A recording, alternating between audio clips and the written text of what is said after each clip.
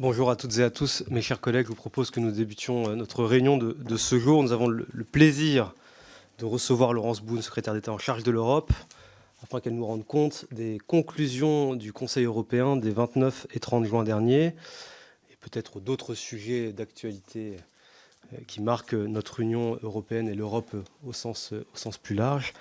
Mais ce Conseil, qui est le cœur de notre réunion de ce jour, a été marqué par des débats importants sur la relation avec la Chine, sur le soutien à l'Ukraine, sur aussi évidemment l'immigration, avec un débat âpre, je crois, avec notamment deux États membres, la Hongrie et la Pologne. Et donc nous aurons évidemment à discuter de tout cela aujourd'hui. Peut-être quelques mots d'introduction de ma part. D'abord sur la Chine. Je crois que c'est là aussi un débat clé qui s'est tenu. Les conclusions qualifient à la fois de partenaires, de concurrents, mais aussi de rivales systémiques ce pays, ce qui était au fond la position que nous connaissions déjà des Européens, une position parfois un peu ambivalente. Mais la nouveauté réside dans l'expression de dérisking, que l'on pourrait traduire par la réduction des risques, et que l'on pourrait traduire de manière encore plus claire peut-être par la réduction de nos dépendances vis-à-vis de la Chine, notamment dans les chaînes d'approvisionnement européennes, et avec une volonté là aussi d'affirmer notre souveraineté sur les matières premières critiques, sur les batteries et évidemment sur les semi-conducteurs. Donc voilà un premier point qui, je crois, est important, et vos explications sont évidemment très utiles pour comprendre le contenu exact de ces termes et de ces conclusions. L'autre point important à l'ordre du jour, c'est évidemment l'Ukraine. Alors que la contre-offensive ukrainienne a débuté, les 27 ont rappelé, et c'est très important de le faire régulièrement, que leur soutien financier, économique, humanitaire, militaire et diplomatique à l'Ukraine et à sa population durera aussi longtemps que nécessaire. Et il y a eu aussi un débat et un consensus qui semble en tout cas émerger parmi les dirigeants afin que les avoirs de personnalités russes gelés dans l'Union servent à financer la reconstruction de l'Ukraine. Et je crois que la faisabilité d'un tel projet mérite évidemment d'être étudiée, tant il serait porteur d'espoir pour les Ukrainiens, mais aussi dans la perspective de l'adhésion de l'Ukraine à l'Union européenne. Moi, je suis convaincu que le soutien à l'Ukraine que l'on apporte collectivement renforce notre Union. Au-delà de renforcer la résistance ukrainienne, ça renforce évidemment notre Union. Et peut-être vous entendre aussi, ce n'était pas directement à l'ordre du jour, mais il y a quelques semaines de cela, ou quelques jours, la Commission européenne a rendu un rapport oral d'évaluation du chemin d'intégration de l'Ukraine à l'Union européenne, avant un rapport écrit qui arrivera vraisemblablement au cours du mois d'octobre. Et donc peut-être avoir aussi votre perspective et votre analyse de ce rapport de la Commission et des efforts que nos amis ukrainiens et moldaves et d'autres doivent encore faire sur le chemin de l'adhésion à l'Union. Dernier point, et mes collègues évidemment couvriront d'autres sujets importants, c'est l'immigration. Ce Conseil il a été marqué, je le disais, par la tentative de la Hongrie et de la Pologne de remettre en cause l'accord qui avait été conclu par les ministres de l'Intérieur le 8 juin dernier sur deux textes importants composant le pacte asile et immigration, qui prévoit notamment, entre autres mesures, la répartition des migrants entre les États membres. Il y a eu un consensus extrêmement large parmi les 27, y compris parmi les pays de première entrée, qui sont les plus touchés par les phénomènes migratoires. Je pense à l'Italie, à l'Espagne, à la Grèce, avec des gouvernements de sensibilité politique extrêmement différents, mais qui pourtant se retrouvent sur cet accord. Et donc, ça aurait été aussi intéressant d'avoir votre perspective sur cela et sur ce moment un peu dur, notamment avec nos partenaires hongrois et polonais. Moi, je crois que c'est très important de pouvoir finaliser, en tout cas de mettre le plus de capital politique pour que ce pacte asile-migration puisse être finalisé dans les semaines, les mois à venir, en tout cas avant les élections européennes, tant il est nécessaire. Voilà ce que je voulais vous dire. Il y a d'autres sujets qui ont été évoqués, le Kosovo, la réponse européenne à l'IRA, mais mes collègues y reviendront évidemment, et je vous cède tout de suite la parole en vous remerciant d'être présente aujourd'hui à nos côtés.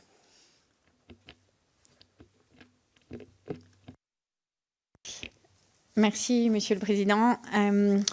Mesdames et Messieurs les députés, c'est évidemment un plaisir de me retrouver avec vous aujourd'hui pour vous présenter les principaux résultats du Conseil européen des 29 et 30 juin.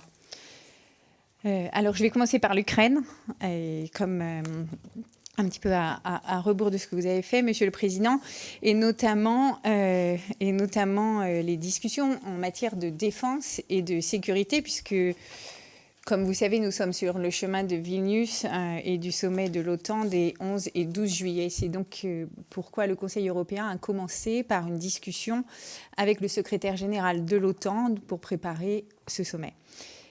Et l'enjeu là était que les États membres s'engagent collectivement à ce que non seulement l'Union européenne, mais aussi chacun des 27 puisse contribuer aux futures garanties de sécurité qui, évidemment, aideront l'Ukraine à se défendre dans la durée. Et là, très concrètement, ce que les chefs d'État et de gouvernement ont essayé de faire, c'est d'avoir un tel soutien à l'Ukraine que toute agression ou tentative de déstabilisation ne puisse être envisagée par personne. Et comme vous savez, le président avait évoqué cette question dans son discours à Bratislava le 31 mai dernier. Il était donc très important qu'il puisse en parler avec les 27 avant le sommet de Vilnius. Ça, c'est pour l'OTAN. Ensuite, une grande discussion sur le plan des équipements, parce que comme vous savez, la situation est évolutive sur le terrain et donc il faut pouvoir répondre aux besoins ukrainiens dans la durée et tout en couvrant bien sûr les nôtres. Et c'est pourquoi le président, comme d'autres chefs d'État et de gouvernement, ont appelé à accélérer le passage à une économie de guerre. Alors ça veut dire quoi? D'abord, à court terme, l'Union européenne a doublé la capacité de soutien militaire à l'Ukraine à travers la Facilité européenne pour la paix. Et puis, de façon plus structurelle, j'allais dire, les chefs d'État ont poursuivi les discussions sur la mise en œuvre de l'agenda de Versailles et notamment les priorités stratégiques au plan européen en matière de défense. Donc avec en vue de construire une industrie de défense européenne qui soit capable de répondre à ces priorités et surtout que l'Europe y consacre les moyens nécessaires. Les chefs d'État et de gouvernement ont donc demandé à la Commission de présenter des propositions concrètes pour la fin de l'année dans le cadre du programme européen d'investissement dans la défense que vous connaissez bien, les DIP. Et puis évidemment, nous n'aurons un continent stable que lorsque nous aurons une famille européenne unie. Et donc le Conseil européen a échangé sur la progression de l'Ukraine et de la Moldavie sur leur chemin vers l'adhésion à l'Union européenne. Et je crois qu'on peut en retirer 4 choses, Monsieur le Président, puisque vous m'interrogiez à ce sujet. D'abord, une reconnaissance informelle des progrès accomplis avec des jalons remplis. Ensuite, un grand consensus de tous les États membres pour accompagner les États sur la voie européenne, les États candidats. Et enfin, le fait qu'il y ait un rendez-vous, bien sûr, qui sera plus important à Grenade en octobre, puisque nous aurons là un rapport formel sur les pays dans le cadre de l'élargissement. Il y a aussi eu un consensus pour dire qu'on ne pouvait pas avoir d'élargissement sans transformation profonde de la façon dont fonctionne l'Union européenne, que ce soit ses politiques, son budget ou sa gouvernance. Et comme vous savez, d'ailleurs, avec mon homologue allemande, j'ai lancé un groupe de travail sur ce sujet. Les travaux seront rendus à l'automne. J'étais très heureuse de voir que vous avez mis cette question à l'ordre du jour de votre réunion avec la commission du Bundestag en mai dernier. Et évidemment, ces réflexions vont aussi alimenter à la fois les travaux des groupes de travail qui ne sont pas forcément institutionnels, mais aussi les réflexions institutionnelles. Et il y en a beaucoup en cours, notamment dans les États membres. Ensuite, donc voilà pour l'Ukraine, la défense et l'élargissement. Ensuite, sur l'économie, le Conseil européen, et vous le rappeliez, a eu un grand volant économique, notamment sur la souveraineté européenne. C'était vraiment le cœur de la partie économique de ce Conseil, avec les enjeux de compétitivité et les enjeux de sécurité économique. Alors, le commissaire chargé du marché intérieur, Thierry Breton, je ne doute pas qu'il vous a fait une présentation assez détaillée lors de son audition le mois dernier. Et là aussi, je crois qu'il est important de souligner les progrès qui ont été réalisés en quelques mois. D'abord, la réforme du marché de l'électricité est en cours. Elle est nécessaire pour offrir des prix plus bas, plus stables et pour permettre des investissements dans les sources décarbonées, pour les accélérer. Et là, il y a eu consensus chez les chefs d'État et gouvernement pour achever ces négociations bien avant la fin de l'année, et nous espérons. La réforme des règles budgétaires européennes aussi, puisque l'idée est de pouvoir encourager les investissements qui sont nécessaires à la fois à la transition écologique, à la transition numérique, mais aussi pour soutenir une croissance durable et évidemment avec des finances publiques soutenables. Et puis, et là je crois que c'était assez nouveau, l'accélération de la réindustrialisation du continent, et notamment avec un leadership dans l'innovation. Et comme vous savez, depuis le dernier Conseil européen, nous avons progressé sur plusieurs fronts. D'abord, il y a un cadre temporaire pour les aides d'État. Donc, l'idée est de faciliter leur mise en œuvre pour pouvoir accélérer dans les secteurs stratégiques. Il y a un règlement européen sur les semi-conducteurs. Il y a un règlement sur les matières premières critiques. Et il y a une législation sur l'industrie net zéro. Ce qu'on voulait obtenir, c'était à la fois un choc de simplification bureaucratique, et je crois qu'il est là, notamment avec le règlement sur les aides d'État, et une politique industrielle moderne. Je vous rappelle que politique industrielle, ce sont des mots très français qui sont devenus très européens. Et c'est important pour pouvoir développer de façon accélérée tous les secteurs qui sont importants, qui sont cruciaux pour la transition énergétique comme pour la transition climatique. Et puis, parce que tous les pays ne sont pas égaux devant les aides d'État. La France l'avait réclamé et la Commission européenne l'a enfin présenté à ce Conseil, une proposition pour créer un fonds de souveraineté qui viendra soutenir les investissements stratégiques dans toute l'Union.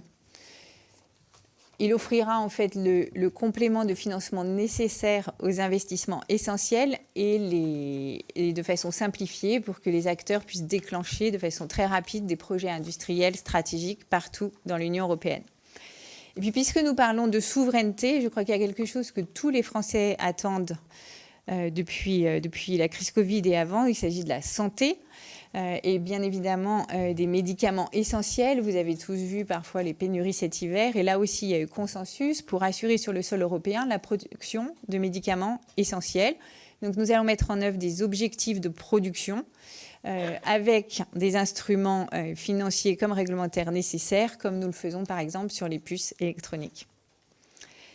Et puis, Monsieur le Président, vous avez parlé de la Chine et notamment de la sécurité économique européenne. Alors sur la sécurité économique européenne qui concerne la Chine, mais bien sûr pas que la Chine, l'idée ici est vraiment de protéger le marché intérieur contre la concurrence déloyale, d'exiger la réciprocité en matière d'ouverture des marchés publics, de nous prémunir contre des achats d'entreprises stratégiques sur notre sol ou d'investissements qui nuiraient à notre souveraineté. Et je pense par exemple à la protection des données, tout en se fixant des règles sur les transferts technologiques.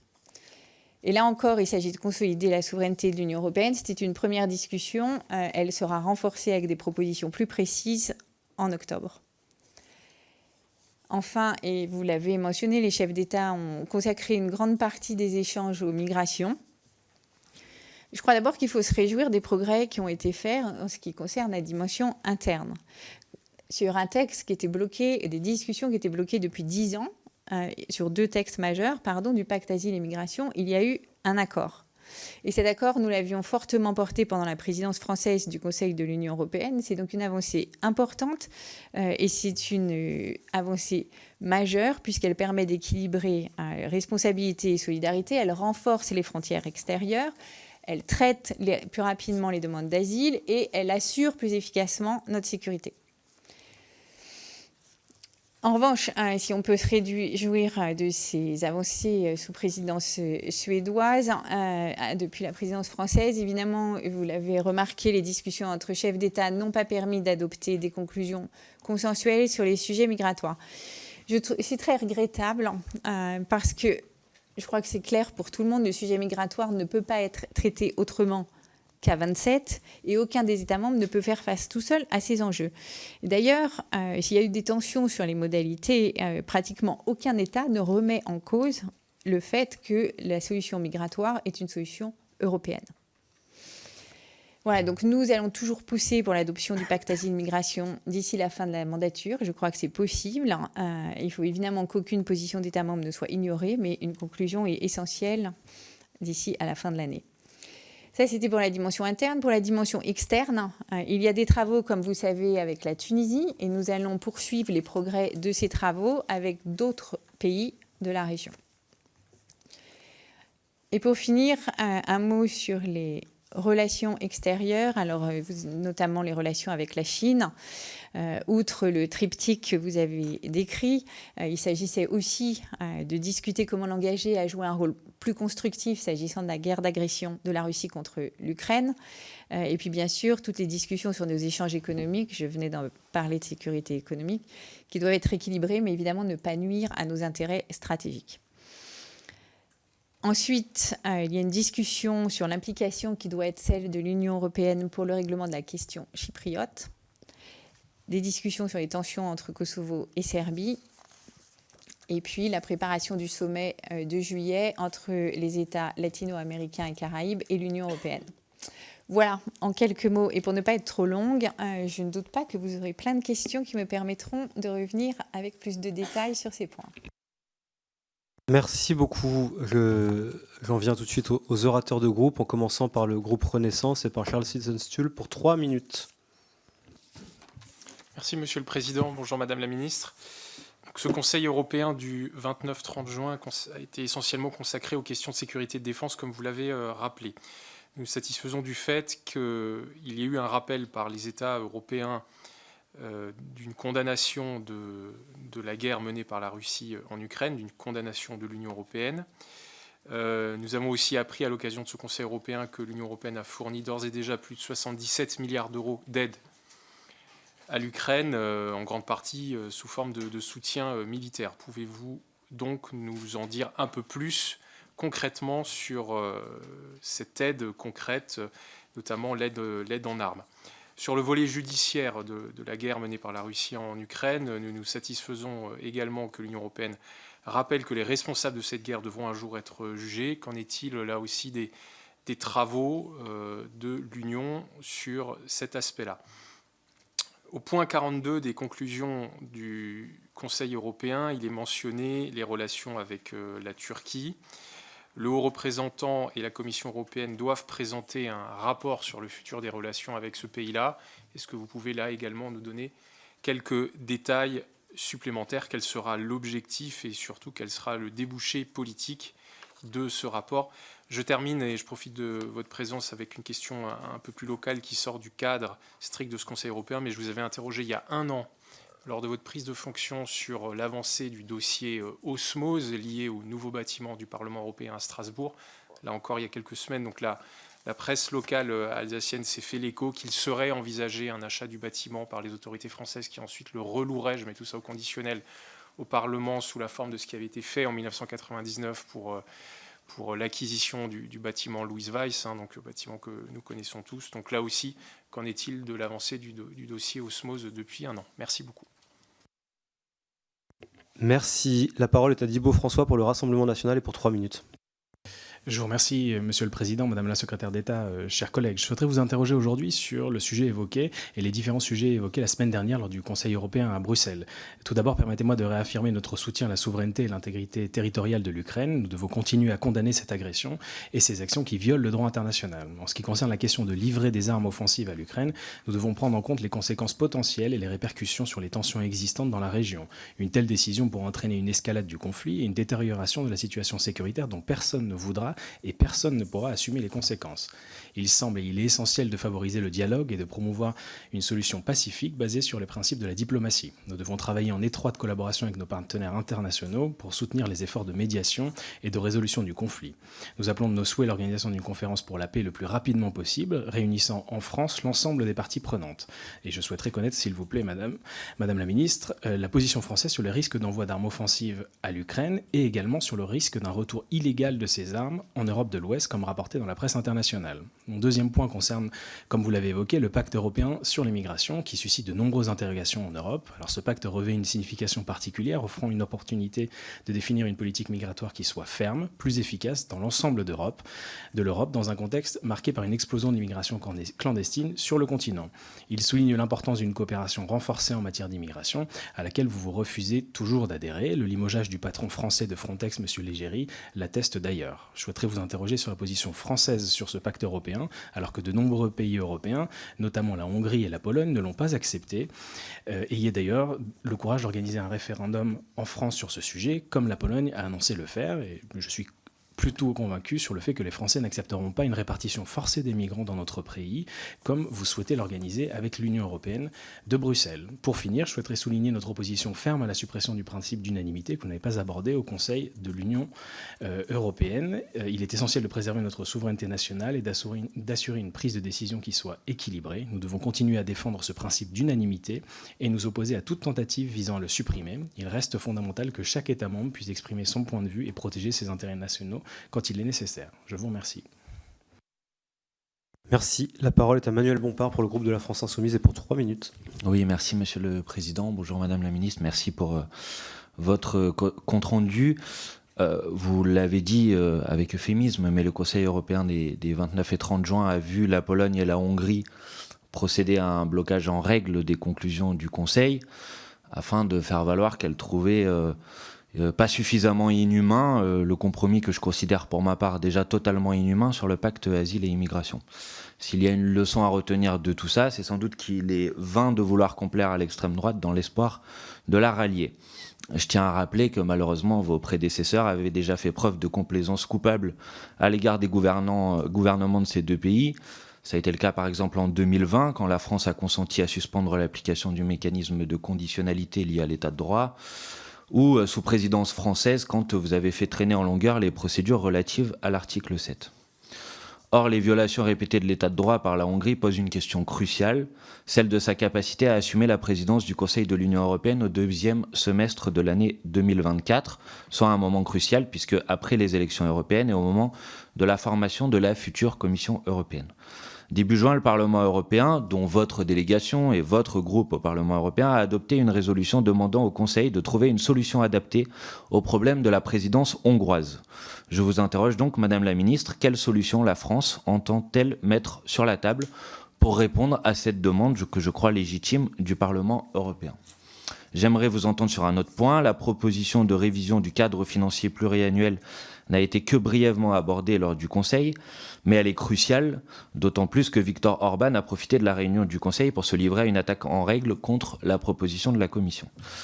Madame la Ministre, la proposition de la Commission de rajouter 66 milliards d'euros au budget pluriannuel est très largement insuffisante. Aucun relèvement budgétaire pour la PAC, alors que les revenus des agriculteurs sont minés par l'inflation, et aucun rehaussement des crédits liés à l'action environnementale, alors que la crise écologique atteint des proportions records.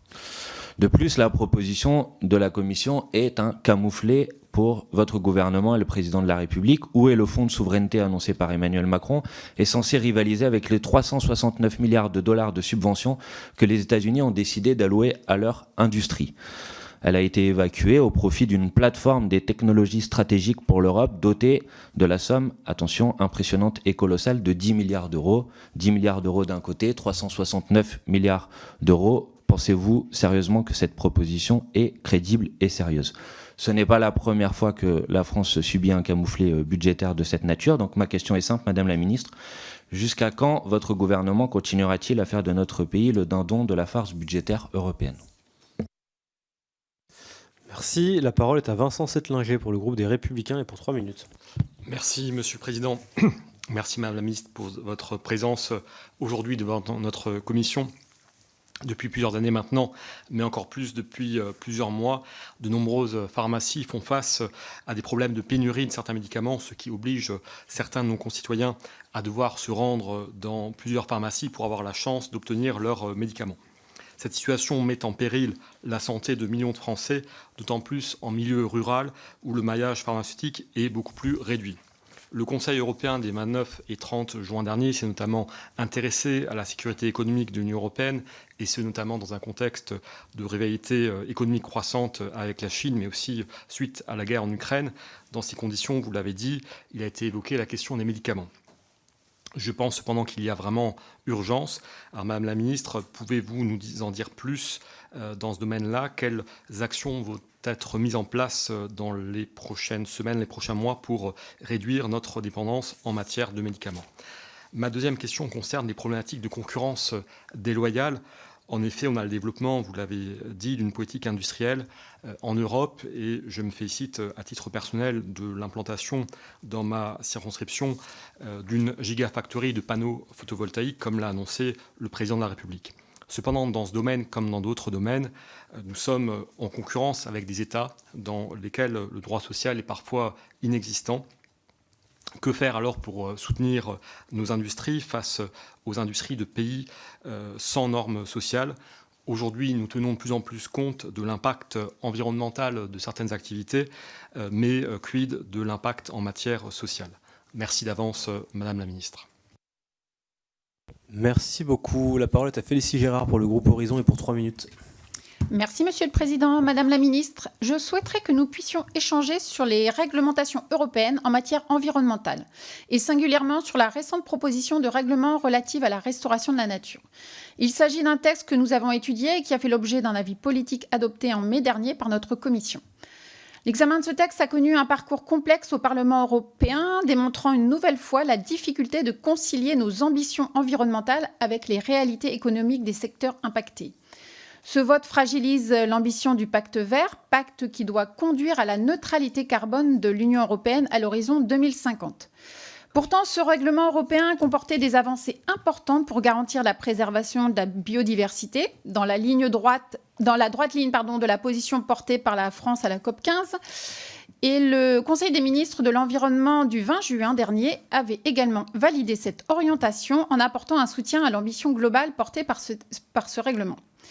Madame la ministre, à l'heure où certains réclament une pause dans l'édiction de nouvelles normes, quels échanges avez-vous pu avoir avec vos homologues européens sur les réglementations environnementales à venir ?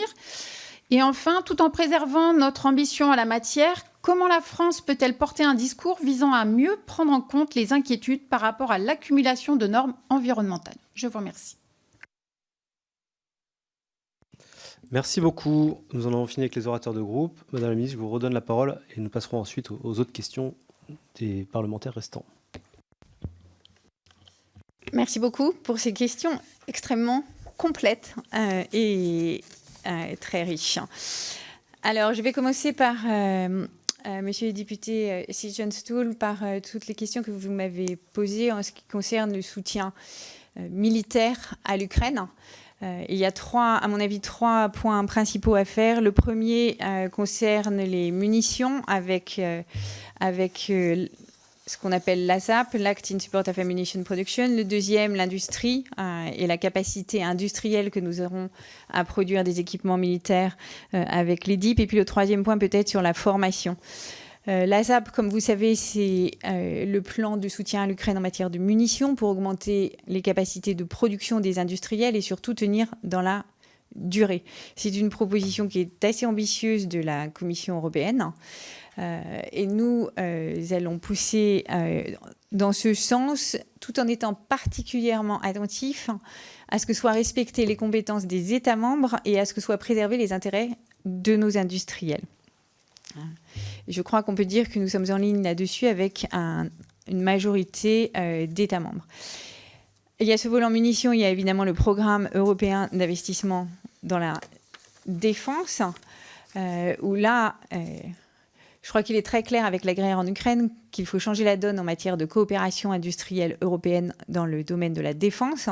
Donc, c'est investir davantage à la fois dans la recherche et développement, réduire nos dépendances stratégiques et puis accélérer la production et la réindustrialisation aussi en matière de défense. Donc, il y a 2 points peut-être sur lesquels je vais insister. Le premier, c'est financier.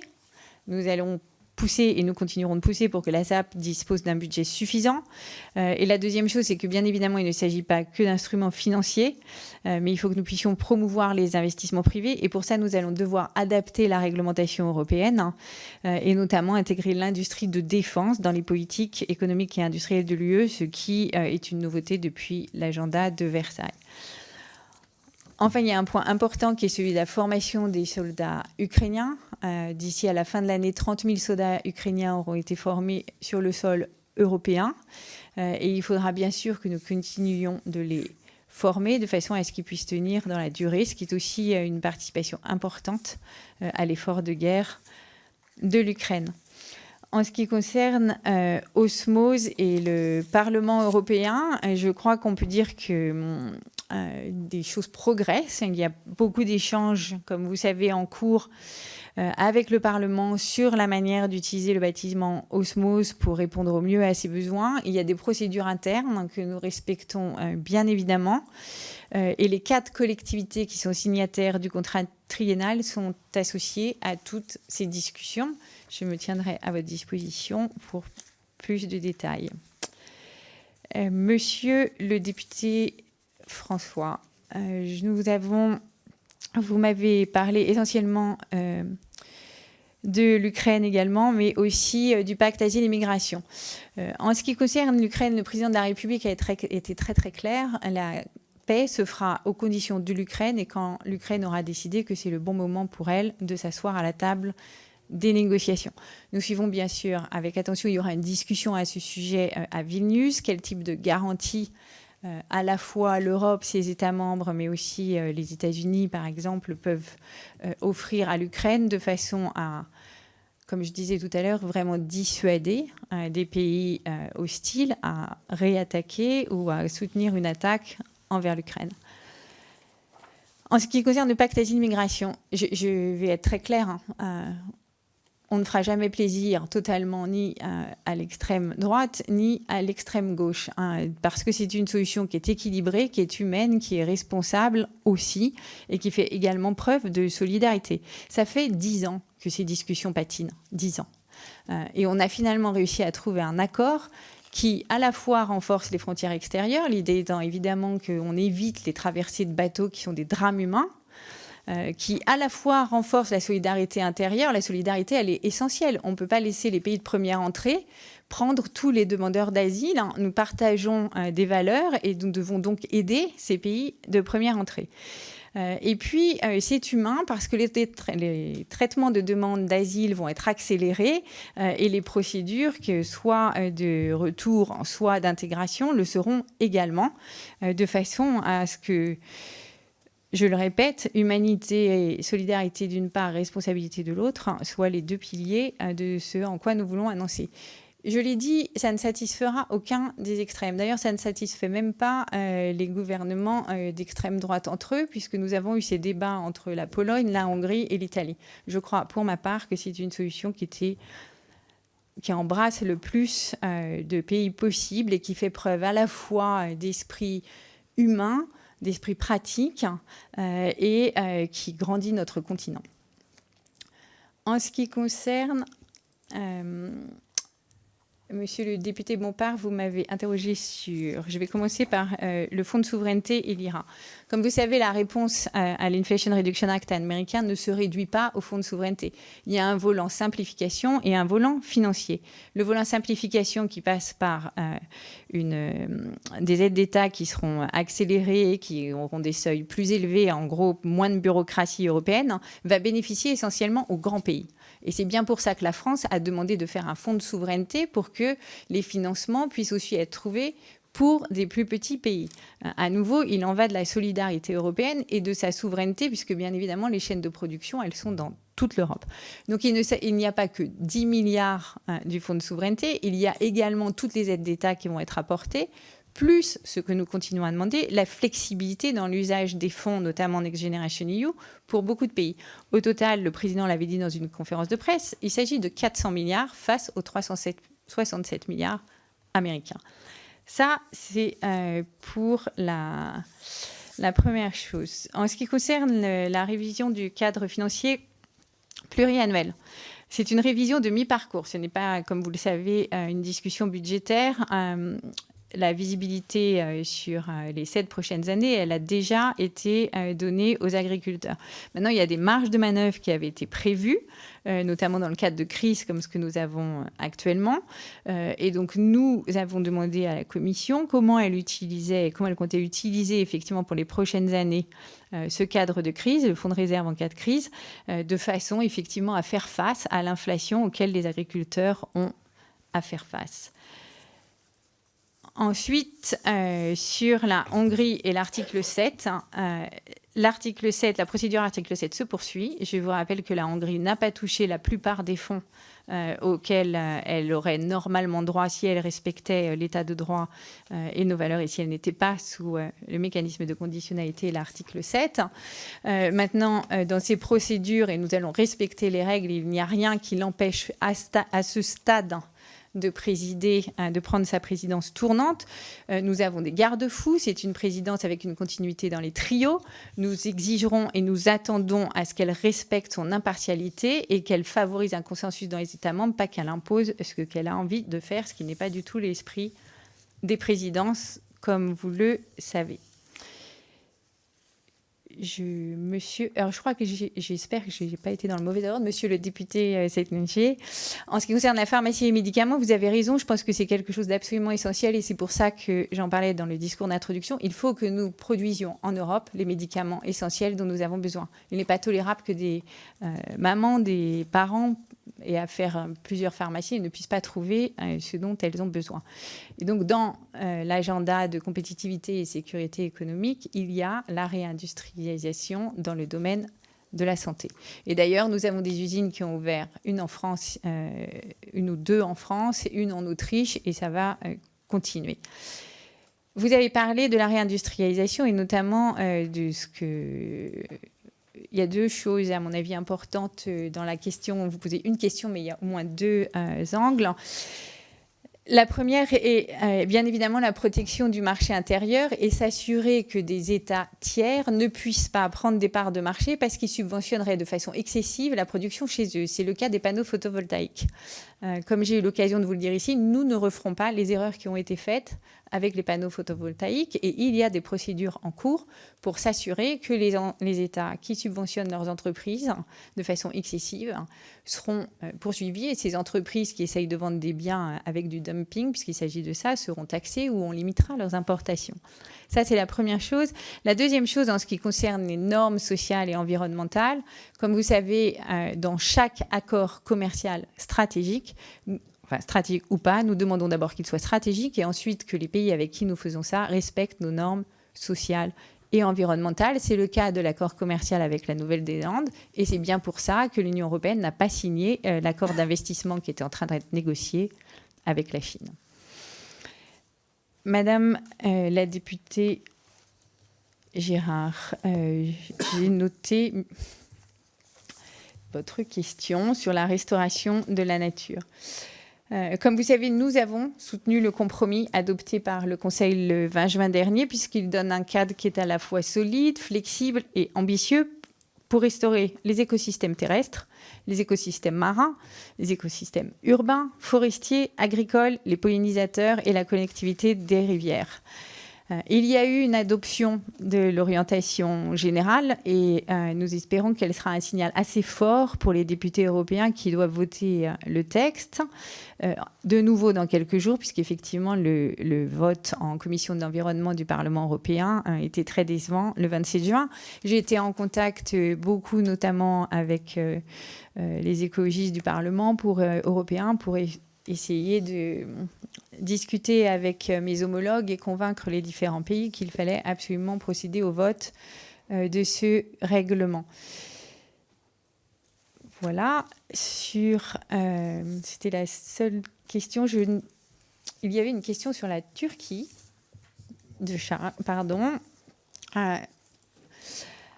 Alors... Évidemment, nous avons d'abord pensé au rôle que jouait la Turquie pour permettre l'exportation de céréales ukrainiennes par la mer Noire, mais et j'imagine que votre question portait plutôt là-dessus, surtout à l'élargissement de l'OTAN à la Suède et au rôle que peut jouer la Turquie dans la stabilité en Méditerranée orientale ou dans le Caucase. En fait, il y a effectivement comme condition à toute reprise de discussion plus poussée à la Turquie, à la fois les sujets sur l'OTAN, à la fois les sujets sur l'exportation des céréales, et bien sûr s'assurer, comme vous savez, c'est longuement discuté, qu'il n'y a pas de contournement des sanctions qui passent par des pays méditerranéens, dont la Turquie. J'espère avoir répondu à votre question. Merci beaucoup. Il me reste 4 questions, en commençant par Brigitte Klinkert et pour 2 minutes. Merci, Monsieur le Président, Madame la Ministre. Vous l'avez dit, en raison du contexte international, les sujets de la défense et de la sécurité ont été au cœur des débats du Conseil européen. Et la France pousse les Européens à s'affirmer comme puissance militaire, et ceci à juste titre. Au sein de l'Assemblée parlementaire franco-allemande, nous nous sommes également emparés de ce sujet, et un groupe de travail sur la politique étrangère et la sécurité a été décidé lors de notre session plénière du 22 mai dernier à Strasbourg, parce que cela traduit la nécessité de construire une Europe de la défense en franco-allemand et en européen. Alors le Conseil européen, vous l'avez dit, a invité la Commission à présenter une proposition de programme européen d'investissement dans le domaine de la défense. J'aurais 2 questions. De quelle manière, et j'ai envie de dire concrètement, nos entreprises industrielles vont-elles être incluses dans ce programme? Et quelles sont les étapes qui sont prévues pour la mise en œuvre concrète, là aussi, de ce programme au niveau européen? Je vous remercie. Merci beaucoup. La parole est à Constance Le Grip pour 2 minutes. Merci, Monsieur le Président. Le Conseil européen a souhaité réaffirmer qu'il entendait poursuivre son dialogue stratégique avec la République populaire de Chine. Et il a aussi réaffirmé l'approche stratégique multiforme qui est la sienne à l'égard de la République populaire de Chine, considérée à la fois, encore une fois, comme un partenaire, un concurrent et un rival. Dans son relevé de conclusion, le Conseil européen insiste sur le fait que les relations, je cite, constructive et stable qu'il souhaite entre l'Union européenne et la Chine soit ancrée, là aussi je cite, dans le respect de l'ordre international fondé sur des règles, un dialogue équilibré et la réciprocité. Je souhaite évoquer tout particulièrement le point 34 du relevé de conclusion du dernier Conseil européen, celui consacré à Taïwan. C'est, à ma connaissance, la première fois que la situation dans les mers de Chine orientale et méridionale est évoquée, citée aussi précisément dans un relevé de conclusion, avec le rappel de leur importance stratégique pour la prospérité et la sécurité régionale et mondiale. Et l'Union européenne écrit qu'elle est préoccupée, là aussi je crois que c'est la première fois, par la montée des tensions dans le détroit de Taïwan et s'oppose à toute tentative unilatérale de modification du statu quo par donc la force ou la coercition. Donc je voulais vous demander, Madame la Ministre, si, à votre avis, il y a là l'amorce, l'annonce d'un momentum particulier, à la fois dans la relation entre l'UE et la République populaire de Chine, également dans le regard, l'attention portée par l'Union européenne à Taïwan, dont, je dirais, le rôle stratégique, l'importance dans un certain nombre de secteurs industriels d'avenir, semi-conducteurs, intelligence artificielle, batteries, gigafactories de batteries électroniques solides implantées bientôt à Dunkerque oblige, s'il y a un moment particulier et ce que cela peut annoncer dans d'éventuelles nouvelles configurations de relations qui pourraient s'instaurer entre l'Union européenne et Taïwan. Je vous remercie.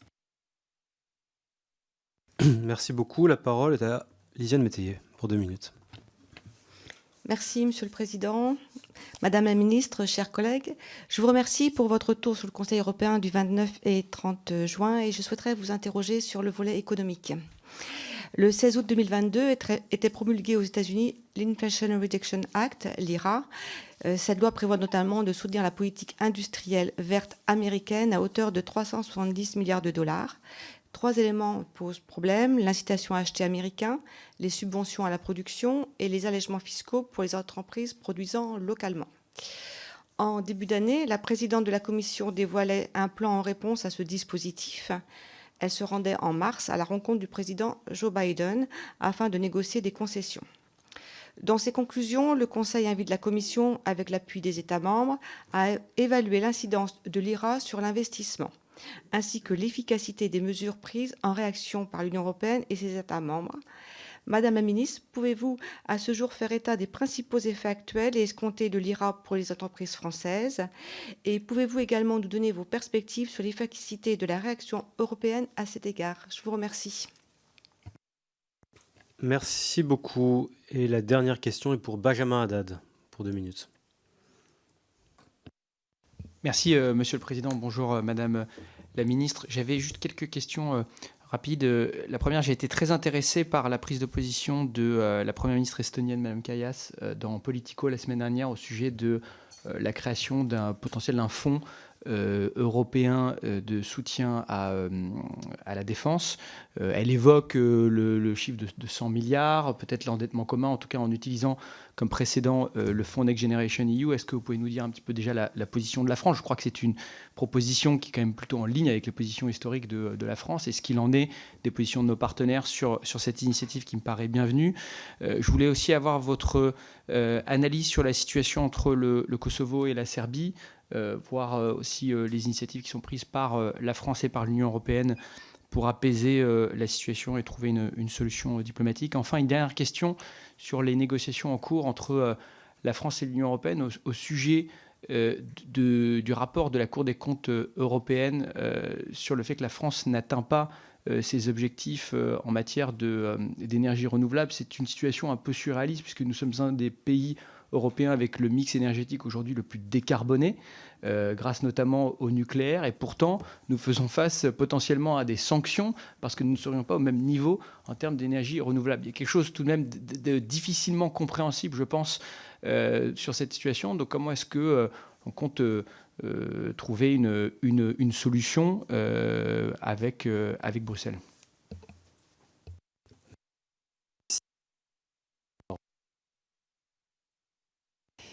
Merci, Monsieur le Président. Merci beaucoup pour ces questions.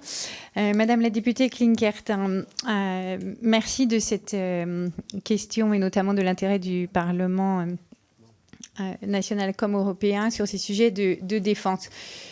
Comme je vous le disais, il y a deux discussions en cours, à la fois sur le règlement ASAP et à la fois sur le programme européen d'investissement dans la défense, qui vont être importants parce que ce sont sur eux que nous allons pouvoir capitaliser pour répondre à toutes les questions que vous venez de me poser, qui sont de décliner en fait cette construction d'industrie de la défense. En ce qui concerne le programme ASAP, il est aujourd'hui doté de 500 millions d'euros et c'est surtout un cap politique important que nous avons franchi puisque pour la première fois, on mobilise le budget européen pour renforcer les capacités de production de munitions et de missiles. Quant à l'EDIRPA, il y a eu un accord trouvé en trilogue, comme vous savez, fin juin, qui, lui, est pour du soutien à l'acquisition conjointe auprès de l'industrie européenne. Et avec ces deux instruments, ce que nous voulons, c'est que la Commission présente à l'automne une proposition pour avoir un instrument de long terme, pour faire un véritable programme d'investissement de défense européen, en tirant parti de l'expérience de la ZAP notamment, et qui ensuite soit respectueuse des compétences des États membres, bien sûr, mais permette aussi de faire levier sur ce que l'on a déjà comme industrie de défense européenne au niveau national. Madame la députée Le Grip, il y a eu effectivement un dialogue important sur la Chine et notamment sur Taïwan, avec toujours dans l'idée qu'on ne revient pas sur le statu quo avec Taïwan, de la même façon que le triptyque que nous avons avec la Chine reste valide, même si la composante rivalité systémique pèse évidemment plus lourd dans la balance. Et puis, ce serait naïf de ne pas être préoccupé par la montée des tensions dans le détroit de mer de Chine. Ce que je voudrais vous dire à ce propos, c'est que quand on pense évidemment sécurité économique, on pense résilience des chaînes de production et on pense bien sûr que Taïwan concentre une énorme partie de la production de semi-conducteurs, d'où l'intérêt stratégique d'accélérer, notamment dans la réponse à l'IRA, dans les investissements stratégiques pour les usines de semi-conducteurs.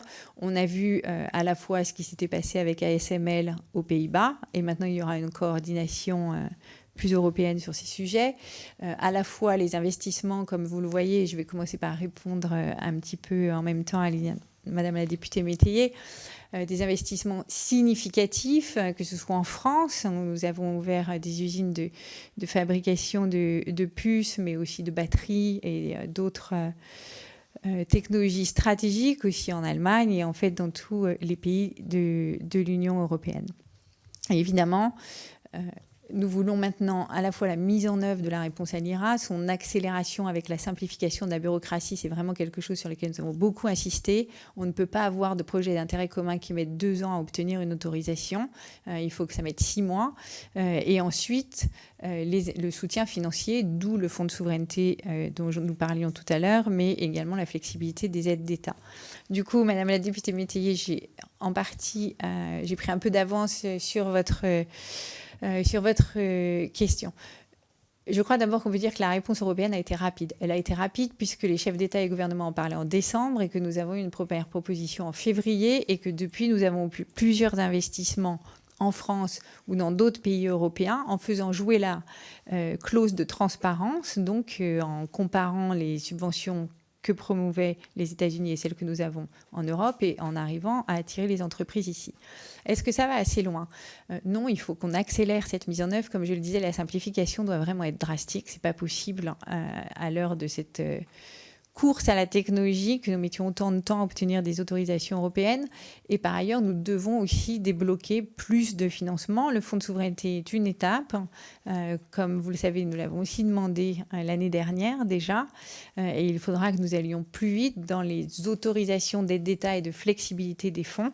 Nous continuons de discuter très fermement avec la Commission à ce sujet. Et je crois qu'il faut ajouter à cet égard la réforme aussi du marché de l'électricité, qui va être très importante pour avoir des prix de l'énergie compétitifs. C'est vraiment le socle pour arriver à garder de façon durable les entreprises sur le sol européen. Monsieur le député Haddad, effectivement, la proposition de la Première ministre Kayas est extrêmement intéressante. Nous allons avoir des investissements colossaux à faire, que ce soit pour la reconstruction en Ukraine, que ce soit pour les investissements énergétiques, les investissements numériques et bien évidemment les investissements dans la défense. Il me paraît très clair qu'à un moment va se poser la question du financement et donc d'un emprunt européen. La Première ministre Kayas a présenté cette proposition très près du Conseil européen, donc ce qui n'a pas à ce stade permis de faire une action officielle et formelle en direction de cette proposition, mais bien sûr nous continuons d'en discuter avec tous nos partenaires.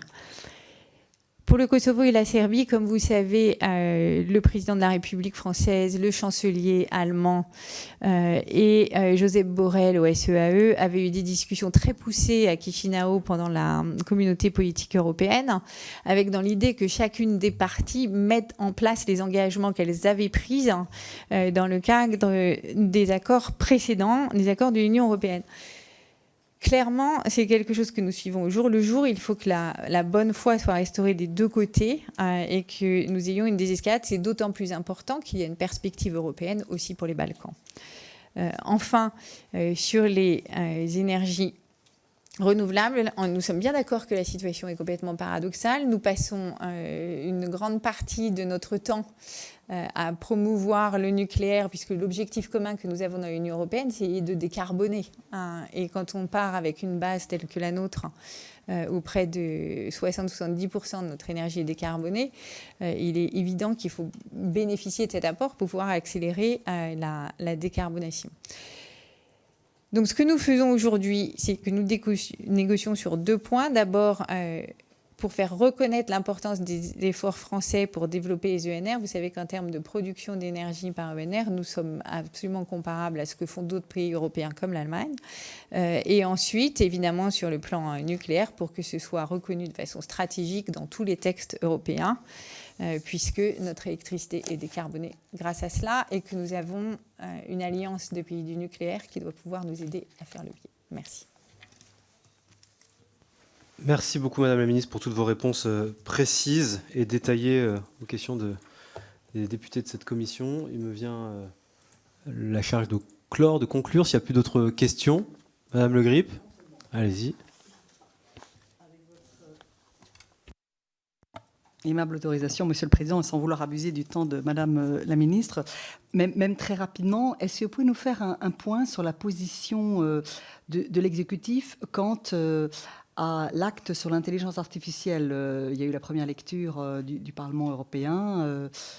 J'ai cru comprendre que aussi bien le Parlement européen que le Conseil souhaitaient, somme toute, aller assez vite dans la finalisation des discussions sur cet acte législatif. Est-ce que vous pouvez même succinctement nous dire un petit peu comment vous voyez les choses, s'il vous plaît? Oui, absolument. Alors, en réalité, ce que nous voulons, c'est avoir une approche assez équilibrée qui permette à la fois de bénéficier des développements et de l'innovation qu'apporte l'intelligence artificielle et en même temps de faire un cadre pour sécuriser toutes les conséquences que pourra avoir un développement qu'on ne maîtriserait pas parfaitement. C'est évidemment un équilibre qui n'est pas forcément très facile à trouver, mais sur lequel nous allons, et le ministre Jean-Noël Barrot, évidemment, suit de très près ce dossier, mais sur lequel nous voulons atterrir assez rapidement, à la fois pour ne pas freiner cette innovation. On va pouvoir faire des choses effectivement merveilleuses, comme de se parler dans n'importe quelle langue, mais aussi pour s'assurer que les effets négatifs, et on peut voir comme une mauvaise utilisation des réseaux a des conséquences dramatiques, ceux-là, qu'on puisse les freiner. En tout état de cause, je pense que ce sera une réglementation dont l'évolution sera fréquente avec le développement de cette technologie. Merci beaucoup. Merci infiniment pour toutes vos réponses.